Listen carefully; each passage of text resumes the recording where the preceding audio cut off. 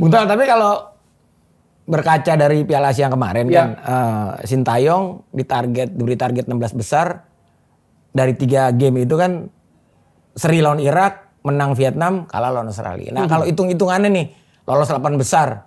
Nah hitung-hitungannya kalau Qatar, Australia, Jordan terakhir. Semua berat ya. Nah itu di mana tuh? Kalau mau ringan, hitung-hitungan poinnya dari mana tuh? Timor Leste.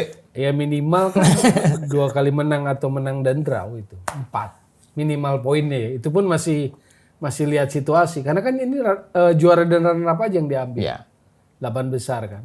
Jadi gak gampang lah.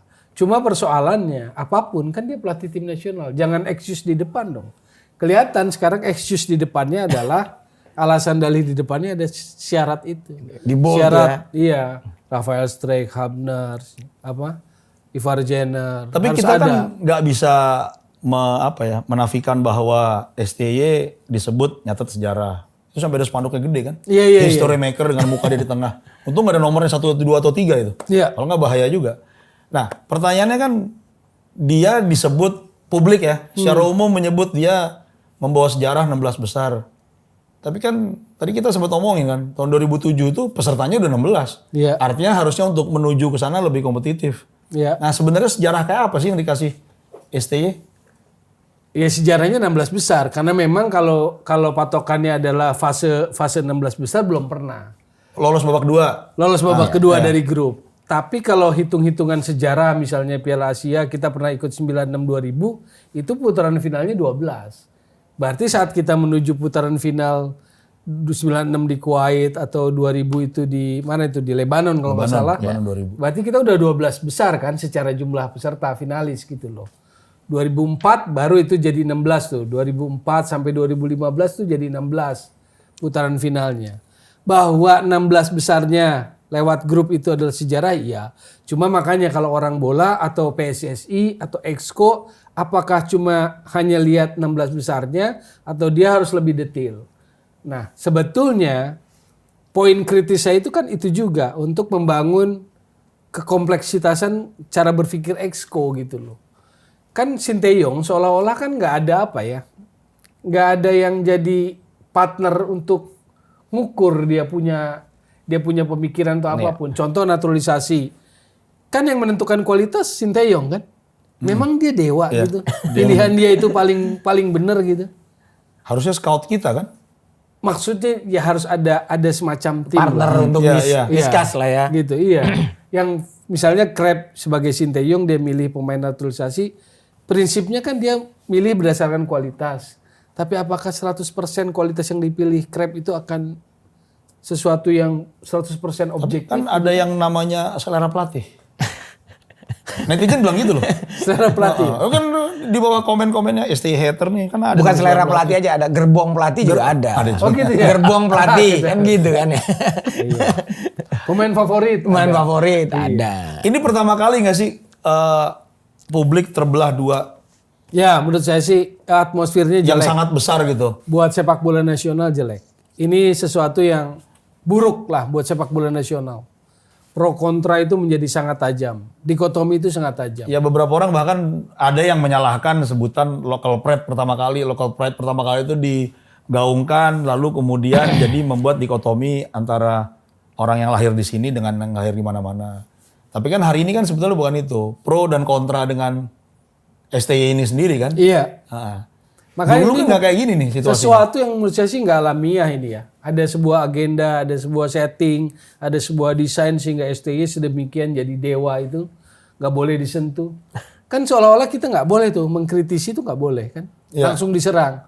Mungkin harusnya muji-muji gitu kan, menyanjung-nyanjung gitu loh. Mungkin karena kalau keinginannya viewer kita banyak atau apapun lah, atau kita tidak dibenci orang gitu kan. Menurut saya sih ini iklimnya nggak sehat. Iklim yang buruk buat sepak bola kita. STY mungkin nggak ngomong local pride. STY mungkin nggak ngomong itu. Tapi saya mau ingatkan, dia di media Korea bilang seperti ini. Bahwa kita butuh pemain naturalisasi untuk level Asia.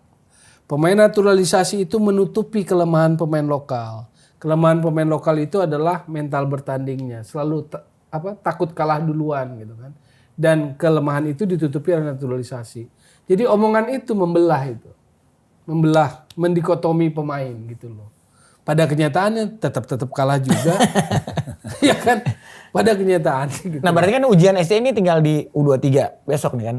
Seandainya Masih ada Piala Dunia. Iya. gagal Masih ada gitu. kualifikasi. Walaupun gimana? saya sebetulnya itu tadi menurut saya PSSI ini kelolosan nih Exco PSSI lupa yang namanya kualifikasi Piala Dunia. PPD. Padahal dari segi event itu paling ultimate. Iya. Piala Dunia paling tinggi, nggak ada lawan lagi, termasuk kualifikasinya. Tapi ternyata yang jadi poin reviewnya, poin evaluasinya nanti pas U23. U23.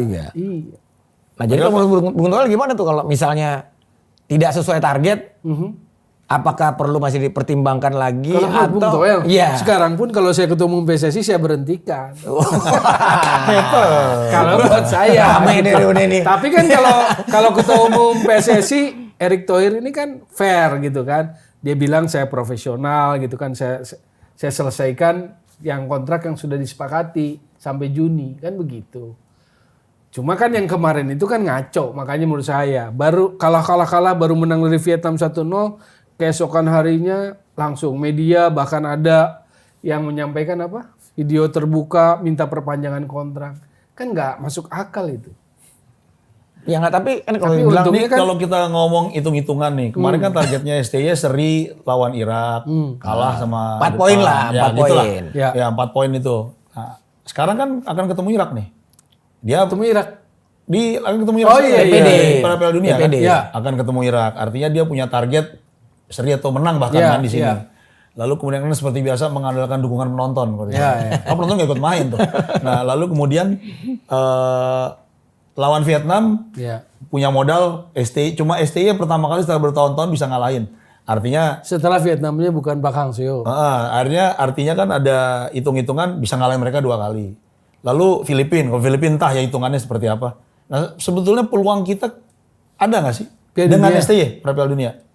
Berat sih menurutku. Tetap Karena berat dia harus sapu kemenangan di kandang kan. Iya. Dia harus sapu kemenangan di kandang 3 kali. Ada 3 ya, Lawan ada 3 match Vietnam, kandang. Irak sama Filipina. Menurutku sih bisa miss nih. Contoh Irak. Irak waktu di Basra 16 November kita kalah 1-5. Possession kita 3-3, Irak 6-7.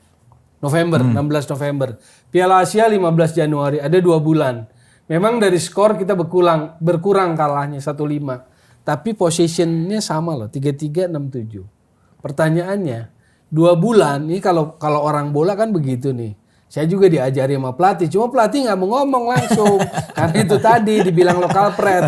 Jadi oke, diskusinya sama saya ngomong nih sekarang. Dalam kurun waktu 2 bulan, November ke Januari, apa yang dikerjakan oleh STY? Tetap loh 3-3, 6-7, parkir bus. Dan kalau nggak salah pertandingan pertama Irak udah ada pemain baru kan? Pemain naturalisasi baru kalau nggak salah udah ada kan? Strike udah main kalau nggak salah. Strike, udah kan. Iya udah main di. Yang berubah di Piala Asia cuma Justin Hubner aja. Iya sebenarnya udah. Tambahannya itu. Ivar. Tapi dari sisi statistik aspek-aspek bola sebetulnya nggak banyak yang berubah. Kecuali golnya aja yang lebih sedikit, cuma 3 gol. Gitu loh. Artinya bahkan Nggak, berhadapan artinya dengan kita Vietnam. mau kritis nggak lihat itu semua gitu. Kalau buat saya, kalau Exco itu harus kritis. Bahwa dia harus komplek mikirnya, harus jelimet, ya emang itu tugasnya Exco. Kalau nggak mau jelimet ya kayak kita, Ya 16 kita. besar. Komen gitu. Kita pun udah lama di bola. Benar. Ya, kayak di luar lah begitu mikirnya. Tapi memang Exco tuh harus jelimet, harus komplek. Supaya apa? Ya kita nggak dibodoh-bodohin aja, intinya itu aja.